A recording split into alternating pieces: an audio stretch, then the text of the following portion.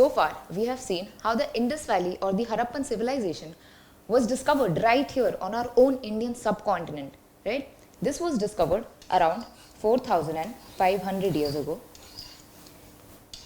2500 BCE is when it began, and it declined around 1500 BCE.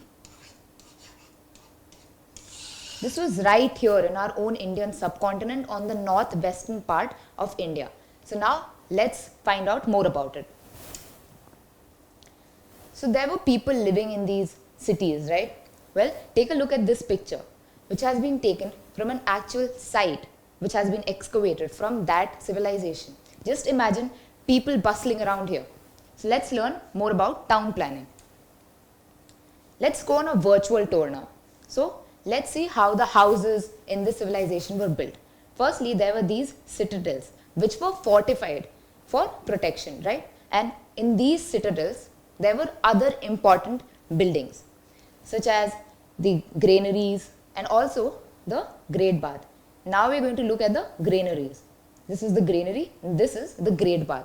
Apart from that, there were also several important administrative buildings that were built on the citadel. Now this is the lower part of town, which had well-planned single-storied or multi-storied building. So let's learn more about this now. Firstly, this was the best planned urban civilization in the world. It is even said that it was even better planned than some Indian cities today, which was there during the Bronze Age. This is called the Bronze Age because the metal bronze was discovered during this time. So now, the cities were divided into two sections, the citadel and the lower town. So usually the west part of the city was smaller but higher, and on these the citadels were built. So the citadels were built on higher platforms, right? This was done so that during floods the people of the lower town could go there and protect themselves, right?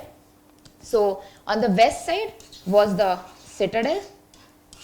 Meanwhile, on the east side were the lower towns. So these lower towns were now divided into rectangular or square blocks by streets, and then each street or each block was further subdivided into smaller lanes. So we can see exactly how well planned these cities used to be. Now let's take a look at the citadel. Firstly, let's take a look at this picture right here, which is another picture that has been taken from one of the excavated sites. In this picture, you can even see the citadel right here, and you can see how it is on a raised platform. So why was it raised? Well, it was raised so that people could go there and protect themselves during floods. So the people from the lower town or anywhere else could go to the citadel area and be safe from the flood waters, right? And it is said that maybe the constructions of the special buildings in the citadel were planned by the rulers. So far, we have seen that on the citadel, the most important buildings were made, right? So another important thing was this great bath, which has been found in Mohenjo-daro. The great bath was a part of the large citadel complex found here in Mohenjo-daro, right? What were its measurements? Well, firstly, it was a pool. So just imagine a pool 4,500 years ago. So how big was it?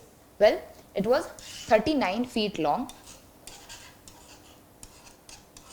and 28 feet wide. And so how deep was it? Well, it was 8 feet deep, right? And so this pool was made in such a way that water would not seep through, right? How was it built? Well, take a look at these bricks here, right? Well, they are specially made burnt bricks which were used with gypsum, mortar and bitumen so that the water cannot seep through these pools. Apart from that, what is so great about this bath? Well, it had staircases like this one, which you can see here, right? And so people could descend using these staircases. There were also changing rooms all around the bath, right? And so how did people bring water into this pool? Well, the people did not have to do much as there were pipes attached. Pipes were attached to wells which would bring in fresh clean water, And there were also drainage pipes. So these drainage pipes would take away the waste and the dirty water away from the pool. And these pools were mostly used for ritual purpose. So this particular construction shows us the engineering skills that were possessed by these people in the Harappan civilization. You'd also be fascinated to know that this was one of the earliest public water tank in the entire world. Another important part of the Citadel complex were the granaries. In fact, as many as 6 granaries have been found in Harappa, and the largest building there in Mohenjo-daro was its granary. So why were granaries given so much importance? Well, this was because no one can live without food, right? And these granaries were there to thresh and store grains. There were even ventilation methods so that these grains could stay fresh. And during times of emergency, these granaries were used because they had grains in them, right? So during any emergency like any flooding or earthquake, or in case of a drought, the people in this civilization could always rely on the granaries, right? So this is why the granaries were so important in this civilization. There were also such town halls which served as a variety of different purposes, right? So they were multi-purpose. They were used as an assembly hall, a prayer hall, and a place to hold cultural events. It is even said that maybe the rulers used these assembly halls for different administrative purposes.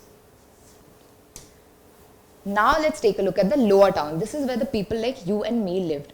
So the lower town was divided into rectangular blocks with streets cutting each other at right angles. The buildings here had wooden doors and windows, which you can see in the video, and the houses and shops were constructed on both sides of the road, which you can see right here. Apart from that, the houses were either single or multi-storied, right?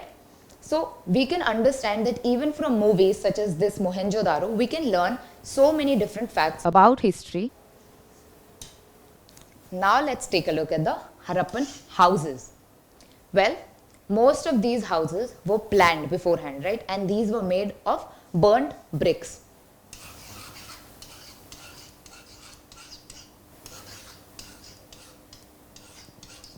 These were made of burnt bricks.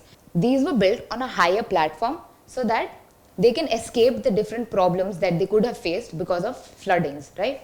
So these houses were usually single-storied or multi-storied, depending on how rich you were. So if you were a richer merchant, you would have a double-storied house, right? So now the houses were built around an open courtyard, which you can see here, right?